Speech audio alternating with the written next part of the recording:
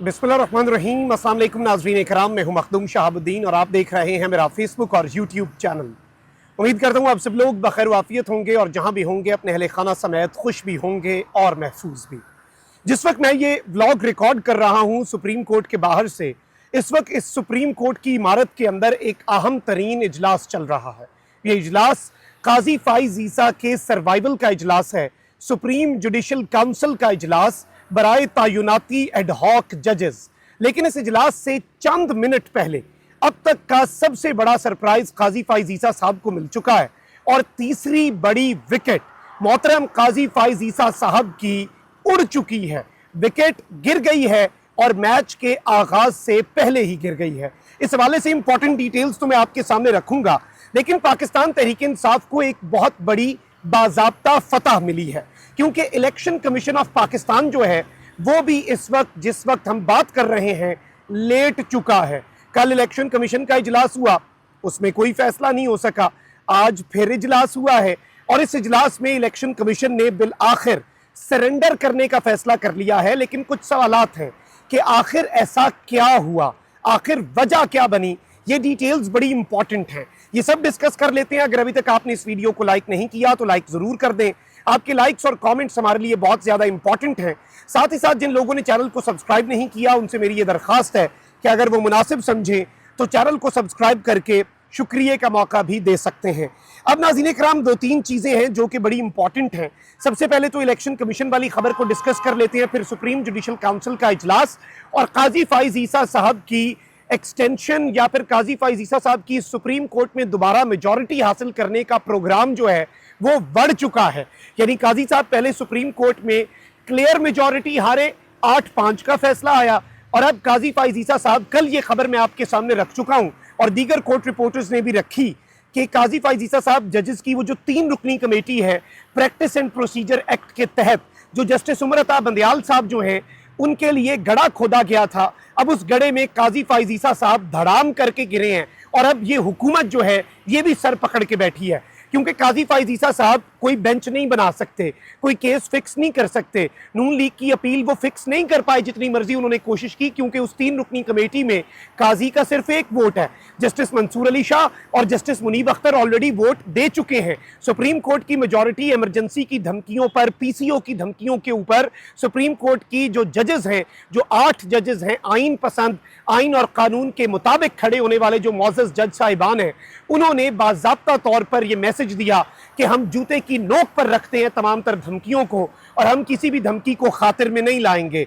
और अब उसके असरात आना शुरू हो चुके हैं, एक तो सुप्रीम कोर्ट में और दूसरा इलेक्शन कमीशन में। पहले इलेक्शन कमीशन वाली खबर सुन लें और सर धुने, ये सिकंदर सुल्तान राजा साहब जो हैं उन्हें क्यों ये सब करना पड़ गया।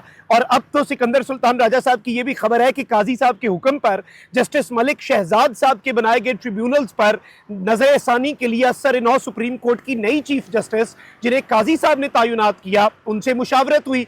कल सिकंदर सुल्तान राजा साहब का जो चेहरा है वो उतरा हुआ था, रंगत उड़ी उड़ी थी और उससे कुछ चीजें वाजे हो गई कि काजी साहब के लिए ऑल इज नॉट वेल और चीफ इलेक्शन कमिश्नर के लिए भी ट्रिब्यूनल्स के मामले पर all is not well.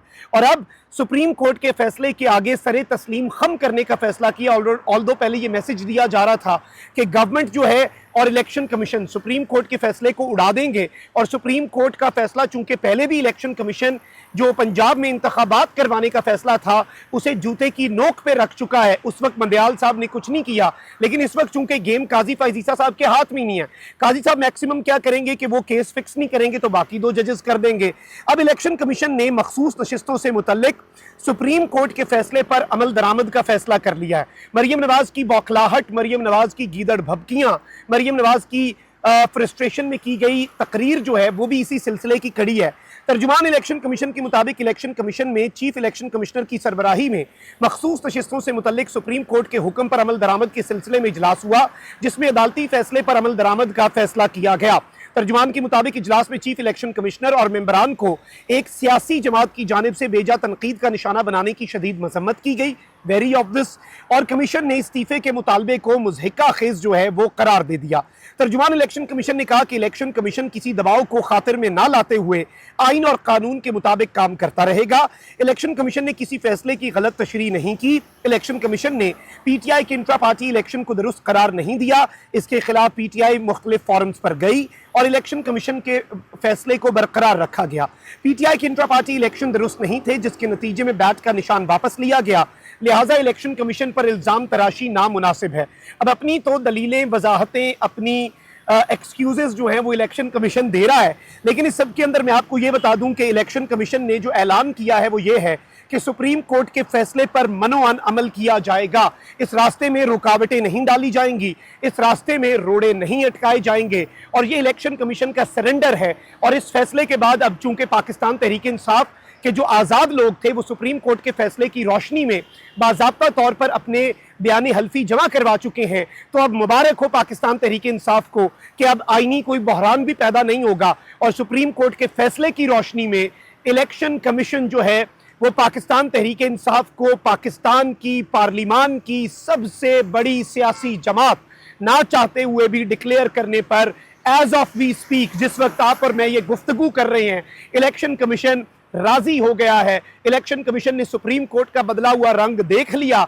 Chief election commissioner को लग समझ गई कि उसके साथ क्या होना है और उसे निशाने इबरत बना देगा सुप्रीम कोर्ट, क्योंकि अब सुप्रीम कोर्ट में काजी साहब की चल नहीं रही। लेकिन काजी साहब आखिरी हद तक जाना चाह रहे हैं।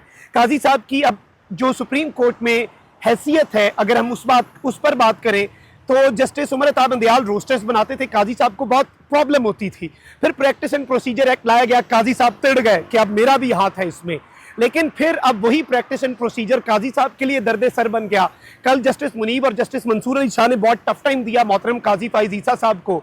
अब एक तरफ तो ये बात हो रही है कि ये हुकूमत प्रैक्टिस एंड प्रोसीजर एक्ट को ही वापस ले ले, यानी अब काजी साहब उस पर क्या रुख इख्तियार करेंगे। उस वक्त तो काजी साहब ने कहा बिल्कुल अच्छा है, अब काजी साहब क्या इसे फिर अच्छा कहेंगे कि मीठा मीठा हप हप और कड़वा कड़वा थू थू।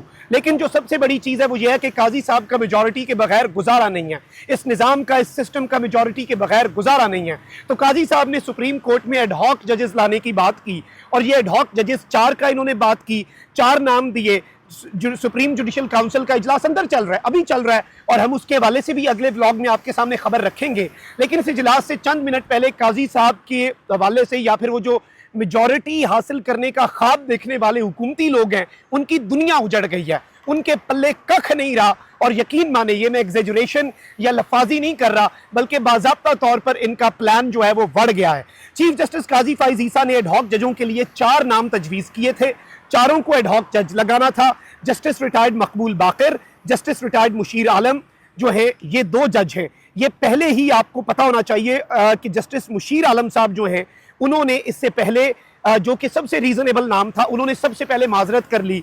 फिर गुज़श्ता रोज़ जस्टिस रिटायर्ड मकबूल बाकर साहब जो हैं, जो कि टेक्निकली तो सिंध के निगरान वज़ीर आला थे, 8 फरवरी का इलेक्शन सिंध में करवाने वाले थे, उन्होंने भी ये गंद का टोकरा, ऑल्दो इलेक्शन से बड़ा गंद का टोकरा और उससे ज़्यादा वजन और क्या होगा, लेकिन उन्होंने भी मजीद वजन सर पे उठाने से इनकार कर दिया और काजी साहब को बहुत बड़ा धचका लगा। जस्टिस मकबूल बाकर साहब ने ऑल्दो काजी साहब को थोड़ी सी फेवर दे दी, उन्होंने कहा कि नहीं देखें जी, एडहॉक जज की तयनाती तो गैर आईनी नहीं है, लेकिन मेरी ज़ाती मसरूफियात हैं तो मैं माजरत करता हूँ। काजी फाइज ईसा साहब नेक नियति से ये काम कर रहे हैं, ये काम उनका ठीक है, लेकिन मैंने ये उनका काम कोई नहीं करना। मतलब फिर अब इसके बाद और क्या रह जाता है कहने को।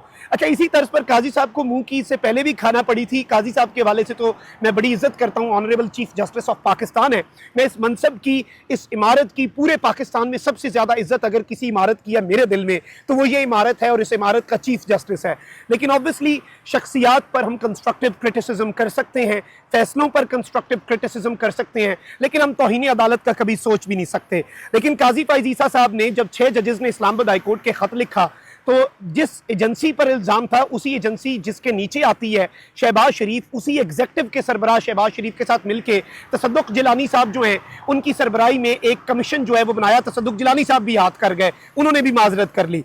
अब जस्टिस जो मकबूल बाकर हैं और जस्टिस मुशीर आलम, 4 में से 2 जजों ने कहा कि भाई साढ़े बन्ने हाथ वेखो, हमने ये काम नहीं करना। अब बड़ी खबर यह है कि इस इजलास से चंद मिनट पहले ARY न्यूज रिपोर्ट कर रहा है कि जस्टिस रिटायर्ड मजहर आलम मियां खेल ने भी एडहॉक जज बनने से माजरत कर ली है। इससे कबल 2 जजेस जो हैं वो भी माजरत कर चुके हैं, यानी अब 4 में से 3 जज जो हैं वो बाज़ाब्ता तौर पर इस सारी की सारी सूरत हाल के अंदर माजरत कर चुके हैं, माफ़ी मांग चुके हैं कि भाई सानू माफ़ करो, हमें जाने दो, हमें बस अपना काम करने दो, हमें अपनी रिटायरमेंट इज्जत के साथ अपनी रिटायरमेंट जो है वो मुकम्मल करने दो।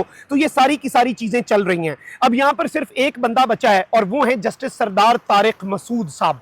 जस्टिस सरदार तारिक मसूद साहब काजी फ़ाइज़ ईसा साहब के बड़े करीबी भी हैं। वैसे तो काजी साहब ने चुन चुन के अपने करीबी बंदे लगाए, लेकिन वो सारे के सारे काजी साहब के करीबी बंदे भी काजी साहब के साथ हाथ कर गए, काजी साहब के साथ उन्होंने गेम डाल दी, काजी साहब के साथ बस अब मैं क्या अल्फाज इस्तेमाल करूं, लेकिन अब काजी साहब का मेजॉरिटी का प्रोग्राम तो बढ़ गया। 4 में से 1 को लगाएंगे, वो एक भी अगर माजरत कर गया तो फिर मोहतरम काजी फ़ाइज़ ईसा साहब क्या करेंगे, फिर काजी फ़ाइज़ ईसा साहब किधर जाएंगे। तो ये सारी की सारी चीज़ें जो हैं ये एक बहुत बड़े कंसर्न के तौर पर सामने आ रही हैं। ये एक बहुत बड़ा इशू बन चुका है इस वक्त ओवरऑल, अगर हम सिनेरियो को समझें। और 2 शिकस्तें हुई हैं आज निज़ाम को, एक तीसरे जज की माजरत। मैं तो समझता हूं कि जस्टिस सरदार तारिक मसूद साहब जो हैं उन्हें भी इस वक्त थोड़ी सी हिम्मत कर लेनी चाहिए। जस्टिस सरदार तारिक मसूद साहब जो हैं उन्हें भी थोड़ा सा मुजाहरा करना चाहिए बाकी 3 साथी जजेस की तरह, क्योंकि इस वक्त एक गंद का टोकरा है जो इन मोहतरम रिटायर्ड जजेस के सरों पर लादने की कोशिश हो रही है।